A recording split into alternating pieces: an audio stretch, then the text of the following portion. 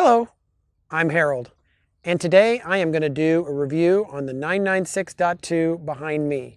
For those who are not familiar, that's the 911 that was built between 2002 and 2004, or as far as 2005 when it comes to the turbos, and it's part of the first generation of water-cooled Porsches. So check out the review where we'll discuss a little bit of the history of the car, and then we're going to drive it, and I'll tell you a little bit about how it's been as an ownership experience. And then I'll leave it to you to see what you think. Leave comments below, like it, and enjoy. So here we go.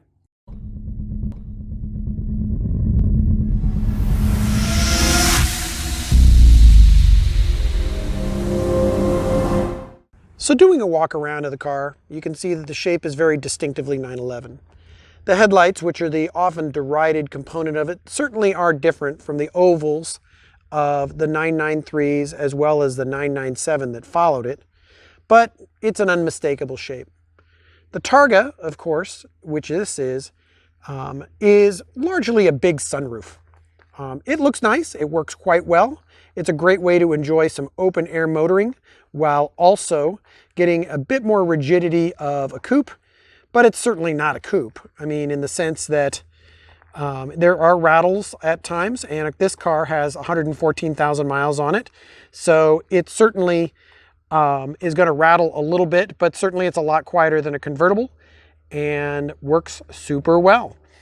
Another kind of nice feature that you get with the Targa that you don't get with the coupe is the pop-open rear glass. If you've ever had to clean back there or reach anything, you can appreciate that being able to get back there super easily with just the push of a button is a worthwhile feature. So let's take a quick look at the interior and we'll get back to the next parts of the car. So about the interior. As you can see, black leather, nice features.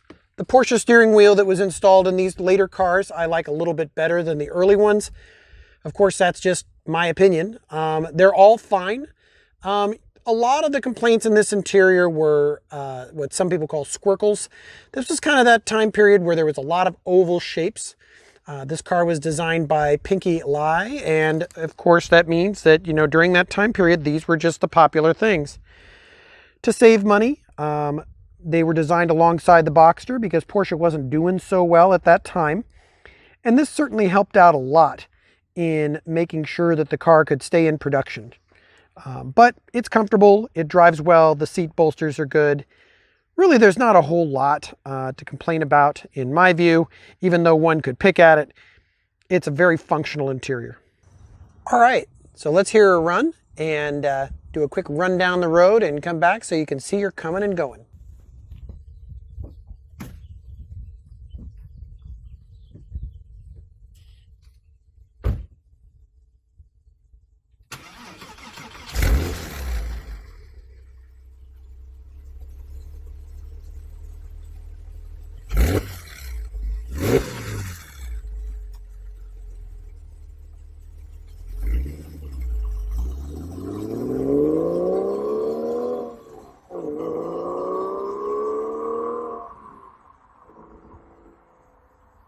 Okay, so to the driving experience, I would say the 996 is certainly of older Porsches, something I think drives well.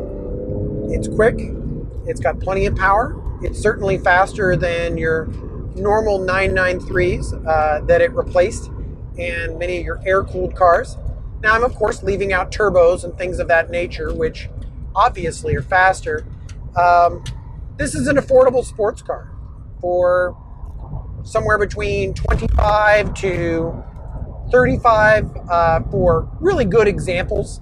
Obviously the lower end are going to be higher mileage cars with more owners, all the way up to low mileage cream puffs with one owner. What works for you kind of works for you. These are reliable cars. So at least from my perspective, if you're buying it as an investment and you're buying it to keep it garaged and not driven, then obviously a low mileage car is probably the better investment long term. However, if you're going to drive it, as certainly I have in this car's case, and many do, then these are solid cars that once the IMS bearing issue is resolved, should provide you the peace of mind you need to enjoy it for years to come.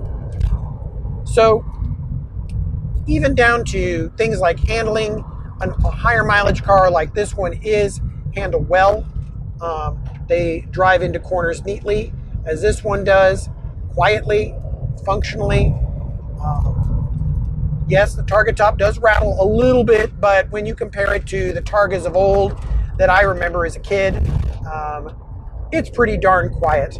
I would open the top, but with the camera placement, when the top opens, it would knock the camera out of where it's at. So I can't do that at speed, but you'll have to take my word for it that when open, it is pretty noisy, like a big sunroof would be. But on a nice summer's night, it's hard to beat it. And Targas tend to hold their value better, it would appear, than cabriolets. And they're pretty limited production. The Targa was only available in the 996.2. They didn't make a ton of them, a few thousand. And then after that, they went away.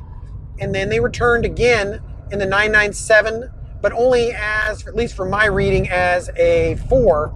So kind of a unique experience, and certainly something that I would recommend. Come back to the river here. Climb that road. As you can hear, there's bumps here and there, and this is a pretty bumpy road, as these roads can be kind of a mixed bag depending on where you're at. But they certainly are a lot of fun. A lot of the cruises that I have done in this car have been on these roads, and they're just a blast. And this is where Porsches were meant to be enjoyed.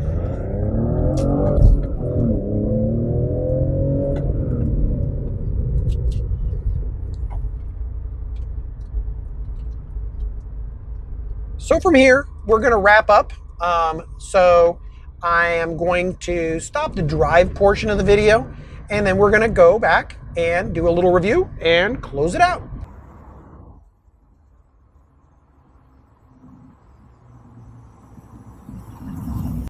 Okay, so let's wrap up. Behind me, as we've talked about, is a Porsche 996, or 911, as more commonly known as. And bottom line, it's a good car. It hasn't cost me a lot of money to operate. Pretty low maintenance. I get it serviced at a Porsche specialist, not the dealer. Aside from oil changes and just a couple of small items and tires when I bought it, it has been a phenomenal car that I put several thousand miles on and appreciate. Certainly they get a lot of flack for looking a little bit like Boxsters and things of that nature, but it's certainly no Boxster. It's certainly got more power. It's got 4 seats. It's just really a different car, and certainly I think a very solid 911 if you're looking to buy one and get a good value. You can find them on auction sites like Bring a Trailer or Cars and Bids. You can find them all over the place, and I certainly would say wherever you're shopping, wherever you're looking, get an inspection before you buy if you can. Do your homework. Hopefully this video is part of that, and then once you buy it, get out and enjoy the car. So thank you very much for watching. Please like the video if you enjoyed it, share it, leave some feedback, and that's all I've got. So have a great day and happy motoring.